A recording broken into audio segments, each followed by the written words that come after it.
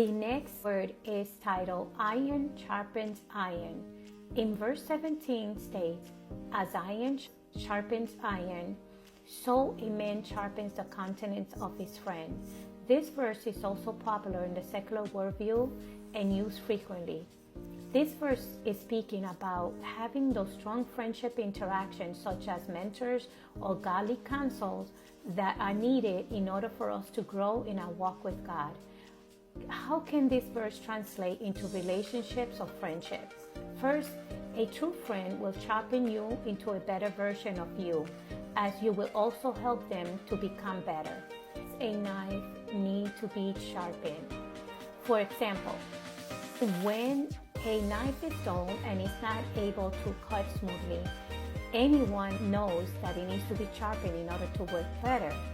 The process will require using 2 iron blades to smooth out the rough areas of a knife. Thus, one blade may be sharper than the other, but both will do the job of refining the knife to a smoother, sharpened surface.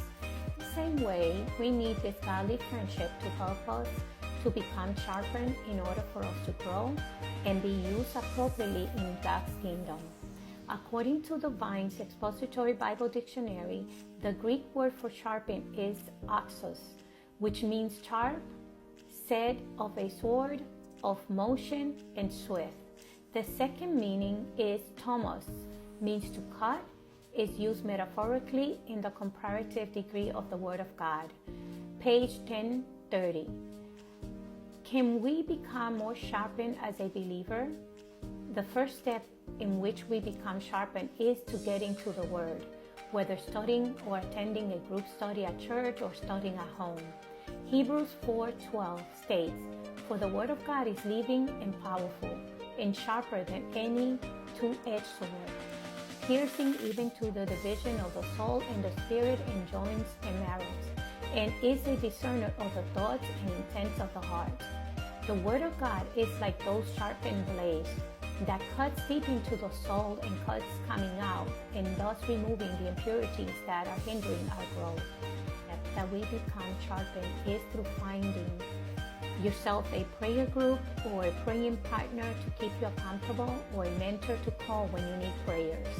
The third step in which you become sharpened is through those interactions of accountability. Every believer of Christ needs a mentor to talk to or receive counsel when they are struggling in their walk with God. Iron sharpens iron. We learn and model those who we spend time with, therefore spend time with people who will not only challenge you but hold you accountable and apply biblical principles to your life that will help you grow. The same holds true in your work environment, your family life, and secular friendships.